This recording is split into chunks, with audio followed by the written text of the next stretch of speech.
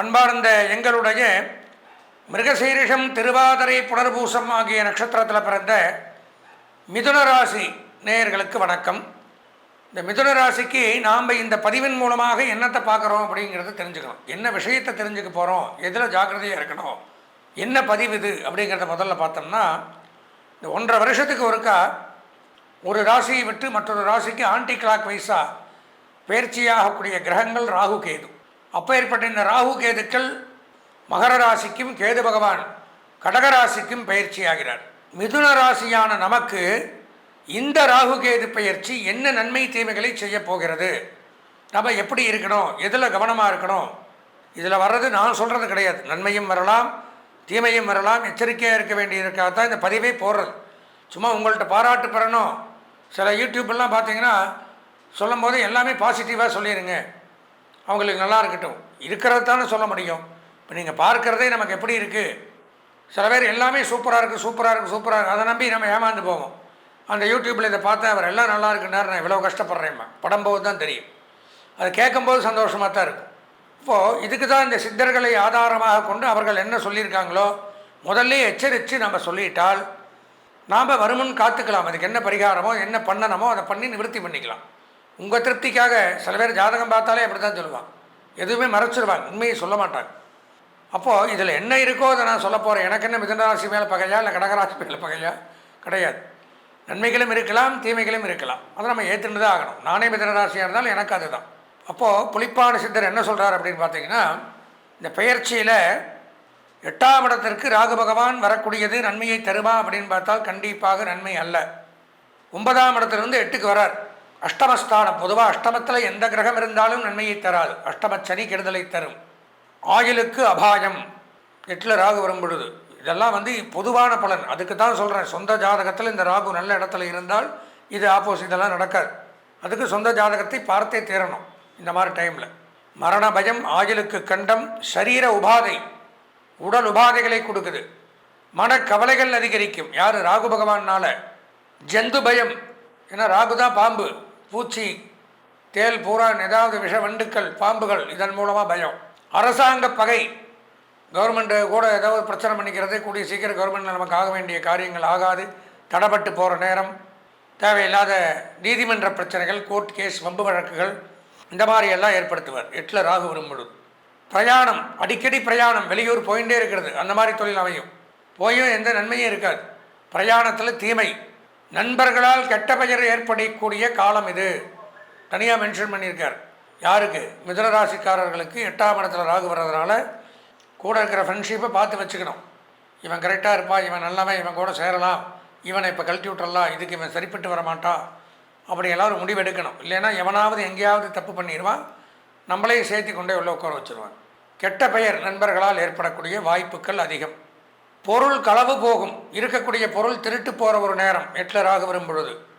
பொருள் தொலைஞ்சு போகிறது, மிஸ் பண்ணிடுறது, அதெல்லாம் எந்த பொருள் யூஸ் பண்ணாலும் ஜாக்கிரதையாக ஒரு சாவி வச்சுருக்கோம், ஒரு பேனா வச்சுருக்கோம், ஒரு செல்ஃபோன் வச்சுருக்கோன்னா இருக்கான்னு பார்த்துக்கணும். இல்லாட்டி நம்மளை விட்டு அது மிஸ் ஆகிடும். யாருமே தெரிந்து ஒரு பொருளை தொலைக்கிறது கிடையாது, தெரியாமல் தொலைவது அப்படிங்கிறது காரணம். இந்த மாதிரி கிரகங்கள் அந்த இடத்துக்கு வரும் பொழுது கண்டிப்பாக இந்த காரியம் நடந்தே தீரும். அதுக்கு தான் எச்சரிக்கிறது. இந்த மாதிரி நேரத்தில் இப்படி ஆகலாம், நம்ம பொருள்களை எச்சரிக்கையாக கவனமாக பார்த்துக்கணும். நோயினால் பாதிப்பு, டிசீஸ் ப்ராப்ளங்கள் வரும், உடல்நலக் கோளாறுகள் ஏற்படக்கூடிய அமைப்பு உண்டு, மருத்துவ செலவுகள் அதிகரிக்குது. தடை, எந்த காரியத்தை எடுத்தாலும் விக்னம், தடை உண்டாகுது. எதிர்ப்பு ஏற்படும். நம்ம ஏதாவது ஒரு பண்ணணும் அப்படின்னா வீட்டில் அப்பா வேண்டாமாங்க, அம்மா வேண்டாமாங்க, மனைவி வேண்டாம்பா, பையன் வேண்டாம்பா. ஒரு காரியம் பண்ணலாம், நம்ம மனசுக்கு பிடிச்சி இதை செய்யலாம், இன்றைக்கி வேண்டாம் நாளைக்கு போ, நாளைக்கு வேண்டாம் வை, அப்புறம் பார்த்துக்கலாம். இப்படி எதிர்ப்புகள் எதை தொடங்கினாலும் குடும்ப ரீதியாகவோ வெளியில் ரீதியாகவோ தொழில் ரீதியாகவோ எதிர்ப்புகள் ஏற்படுது. சொறி, சிரங்கு, கண் நோய், தோல் நோய், ராகு தான் இதுக்கெல்லாம் அதிபதி. தேமல், சொறி, சிரங்கு, ஸ்கின் ப்ராப்ளங்கள், இதுக்கெல்லாம் ராகு தான் அதிபதி. 8ல் ராகு வரும் பொழுது ஸ்கின் ப்ராப்ளங்கள், கட்டிகள், இதெல்லாம் வரும். கண் சம்பந்தமான நோய் வர்றதுக்கு வாய்ப்புண்டு. மருத்துவமனை செலவு அதிகரிக்கும், கட்டுக்குள் அடங்காது, தீமைகள் அதிகரிக்கும். இது ராகு பயிற்சி. 8ஆம் இடத்துல ராகு இருக்கிறதுனால இதுதான் பலன் அப்படின்னு மிதுனராசிக்கு புலிப்பாணி சித்தர் சொல்கிறார். சரி, கேது என்ன பண்ணுறாரு? மிதுனராசிக்கு கேது 2ஆம் இடத்திற்கு வரார். வரும்பொழுது என்ன பண்ணுறாருன்னு பார்த்தோம்னா புலிப்பாணி சித்தர் தான் அதையும் சொல்கிறார். 2ஆம் இடத்துல கேது வர்றதுனால பணத்தட்டுப்பாடுகள் ஏற்படுது, வருமான குறைவு, வரவுக்கும் செலவுக்கும் பத்தாது, செலவுகள் அதிகரிக்கிறது, வீண் செலவு. 2வது சொல்கிறார், வீண் செலவு ஏற்படுது, உற்சாகமின்மை, இதுலேயும் ஒரு உற்சாகமாக வேலை செய்ய முடியாது, அது போனால் போடா இப்படி சோர்ந்து போகிறது, சோம்பல் அதிகரிக்கிறது. தொழிலில் மாற்றம், குறிப்பாக சொல்லப்போனால் கல்வி சம்பந்தமான தொழில் பண்ணக்கூடியவர்கள் மாணவர்கள் சிறப்பு. ஆடிட்டிங், அக்கௌண்டன்ட், எழுத்து, teaching professional, IT, engineering, computer, trading, marketing, agencies, business பண்ணுறவர்களுக்கு ஓரளவு நன்மை. உறவினர்கள் உதவி செய்கிறேன்னு சொல்லிட்டு ஏமாற்றிடுவாங்களா, நம்பி இருப்பீங்க. அப்போ அங்கே சொந்தக்காரன் செய்வா, அம்மா சொந்தக்காரன் செய்வா, மாமா செய்வார், தாத்தா பாட்டி செய்வாங்க, இப்படியெல்லாம் நம்பி கடைசி நேரத்தில் கையை விரிப்பாங்களாம். உறவினர்களை நம்பி ஏமாறக்கூடிய ஒரு தருணம். அதே மாதிரியே 8ஆம் இடத்துல ராகு என்ன சொல்கிறாரு, நண்பர்களால் பகை, கெட்ட பெயர், பழிபாவங்கிறார். கேது என்ன பண்ணுறார், 2ஆம் இடத்துல இருந்துட்டு மிதுன ராசிக்கு புதிய நண்பர்களால் ஏமாற்றம், பழிபாவம். புதுசாக எவனா ஃப்ரெண்ட்ஸாக வந்தாலும் சேர்த்துக்கக்கூடாதுங்கிறார், அவனாலேயும் நமக்கு கெட்ட பேருங்கிறார். கல்வித்துறை சிறந்து விளங்கும், கல்வி பயிலக்கூடிய மாணவர்களுக்கு நன்மை, உயர்கல்வி பயிலக்கூடியவர்களுக்கு நன்மை. பொதுவாக இந்த ராகு கேது பயிற்சியில் மிதுன ராசிக்கு 2மே நன்னா இல்லை, இருக்கிறதானு சொல்ல முடியும். இப்போ மிதுனராசி நேயர்கள் அவசியம் இந்த ராகு கேது பயிற்சி தருவாயில் உங்கள் சொந்த ஜாதகத்தை, இந்த ஸ்க்ராலிங்கில் என்னோடய நம்பர் தெரியும், 9865098370, இந்த எண்ணிற்கு தாராளமாக தொடர்பு கொண்டு உங்களுடைய சொந்த ஜாதகத்தை அவசியம் பார்த்தே ஆக வேண்டும். அதில் ராகு திசை கேது புத்தி, கேது திசை ராகு புத்தியோ நடந்தாலும் ராகு கேதுக்கள் 12 கட்டங்கள் ஏதாவது பிரச்சனைகளை தருகிறார்களா, இதெல்லாம் ஆராய்ந்து பார்த்தால்தான் இதில் இந்த 1.5 வருஷத்துக்கு நம்ம கொஞ்சம் நிம்மதியாக இருக்க முடியும். ஏன்னா இந்த பயிற்சி பொதுவான பலன்களில் நன்மைகளை தரலை. 1.5 ஆண்டுகளில் அதிர்ஷ்டமான வண்ணம் சிவப்பு, அனுகூலமான திசை கிழக்கு, அதிர்ஷ்டமான எண் 1, வணங்க வேண்டிய தெய்வம் விநாயகப் பெருமான்.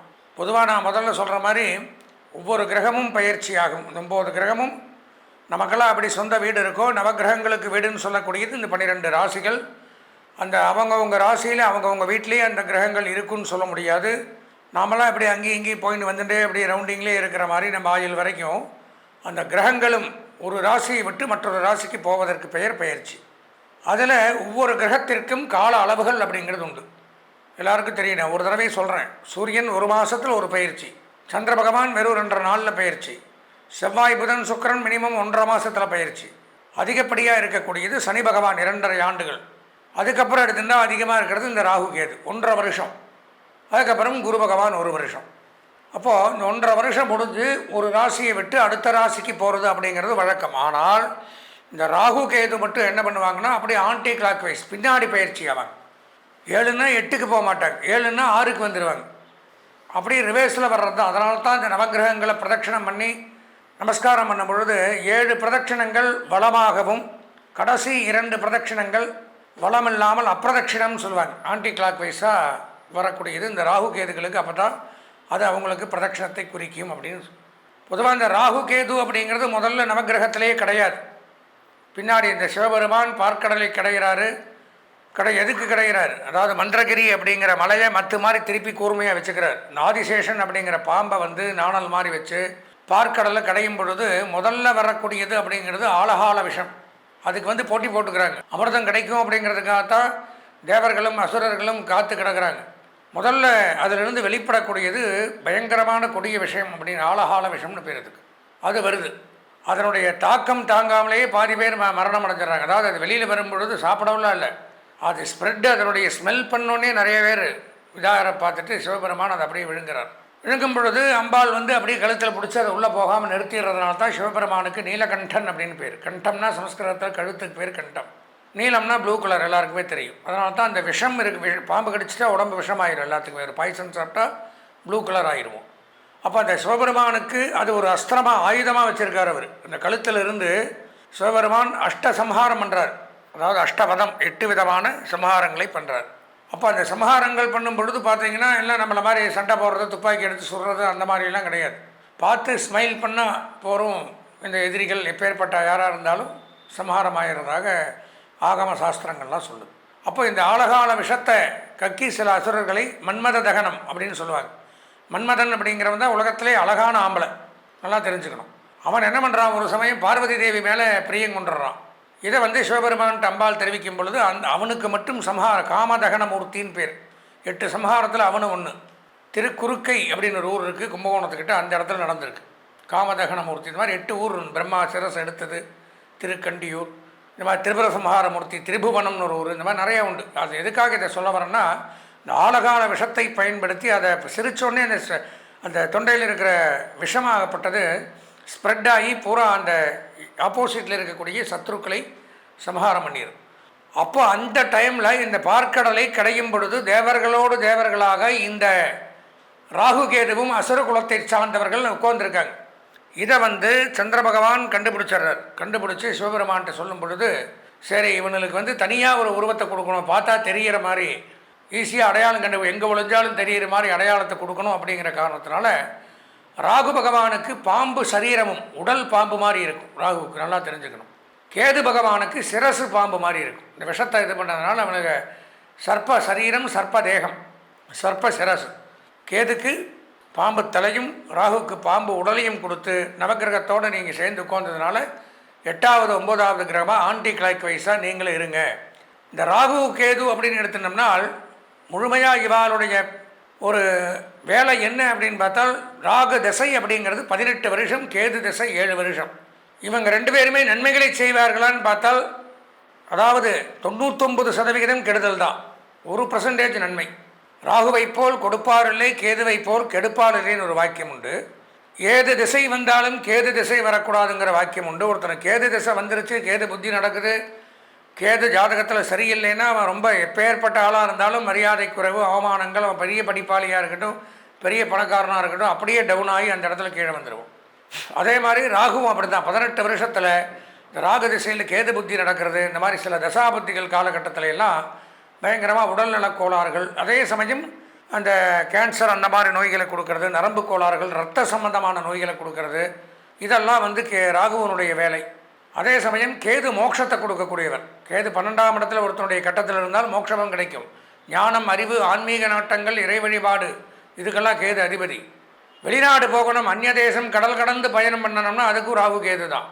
அப்போ சில நன்மைகளையும் தருவார்கள், சில கெடுதலையும், அதிக கெடுதல்களையும் சில நன்மைகளையும் தரக்கூடிய கிரகங்கள் தான் இந்த ராகு கேது. ஏன்னா சாயா கிரகம், நிழல் கிரகம். நான் சொன்ன மாதிரி தனக்குன்னு சொந்த வீடு கிடையாது. இப்போது மற்ற கிரகங்கள்லாம் எடுத்தோம்னா சொந்த வீடு உண்டு.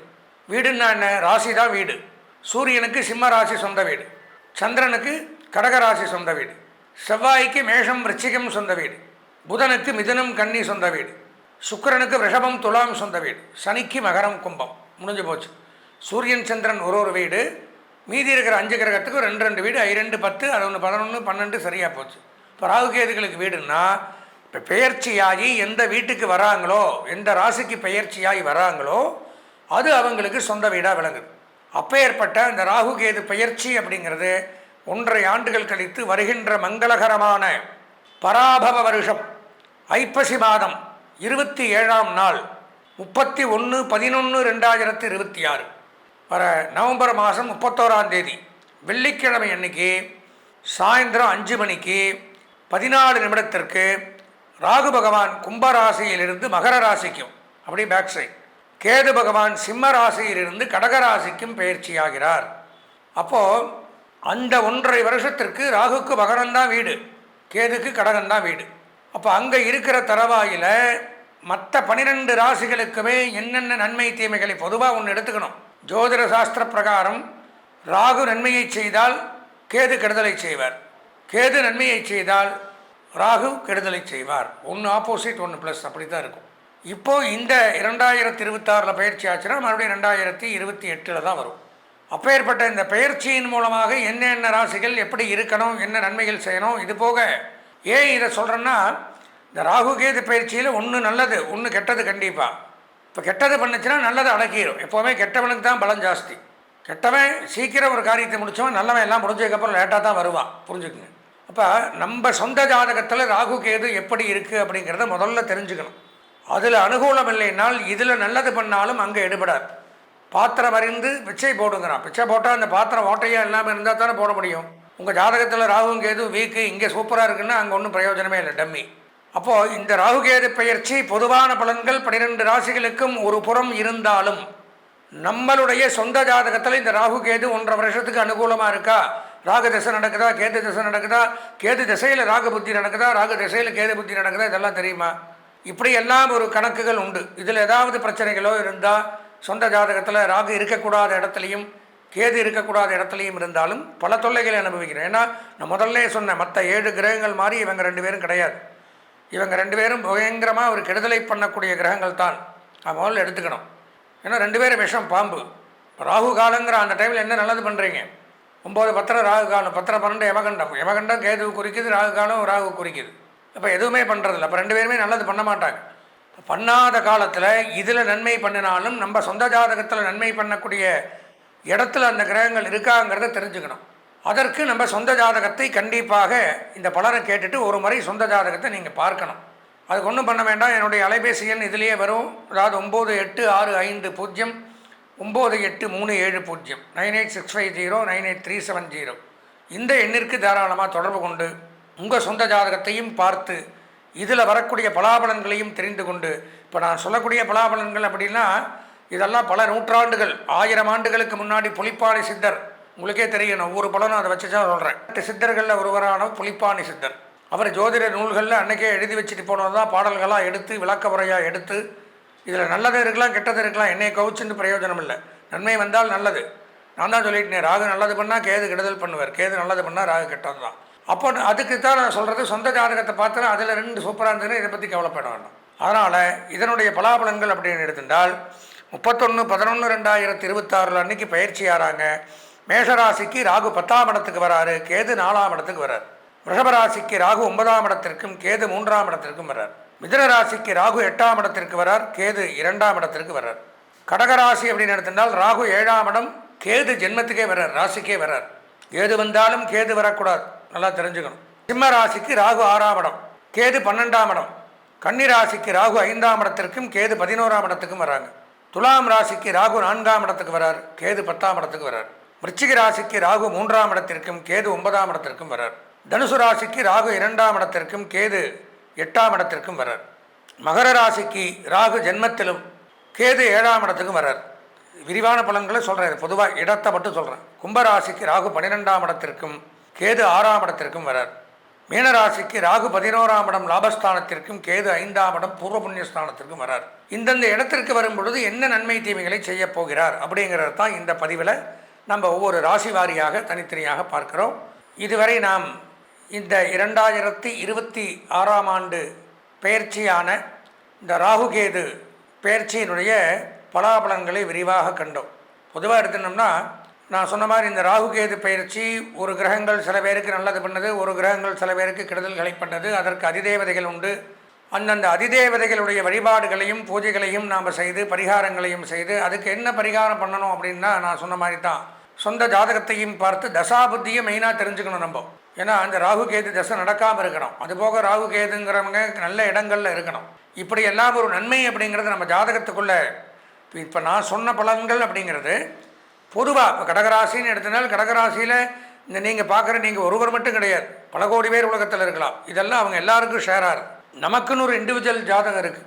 அதில் நன்மைகளை தரக்கூடிய இடத்துல இந்த ராகுகேதுக்கள் இருந்துட்டால் நம்ம பயப்பட வேண்டும். ஏன்னா இந்த ராகுகேதுங்கிறவங்க தான் பல விஷயங்களை வாழ்க்கையில் நிர்ணயம் பண்ணக்கூடிய கிரகங்கள்.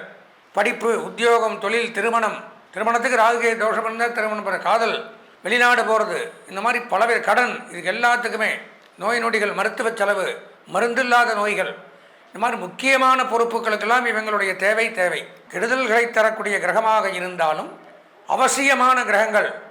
அப்போ நாம் என்ன பண்ணணும் அப்படின்னா இந்த பலன்களை கேட்டும் உடனே நம்மளுடைய சொந்த ஜாதகத்தை பார்த்தும் ஏதாவது இந்த 1.5 வருஷத்துக்கு நமக்கு இடையூறுகள் ஏற்படக்கூடிய தருணங்கள் இருப்பின் அதற்குண்டான பரிகாரங்களை செய்து நிவர்த்தி பண்ணி கொண்டால் இந்த ராகுகேது பெயர்ச்சி நமக்கு நன்மையை தரும், கெடுதல்களை தராது என்பதை கூறி இந்த பதிவை கேட்ட அனைவருக்கும் நன்றியை தெரிவித்து விடைபெறுகின்றேன்.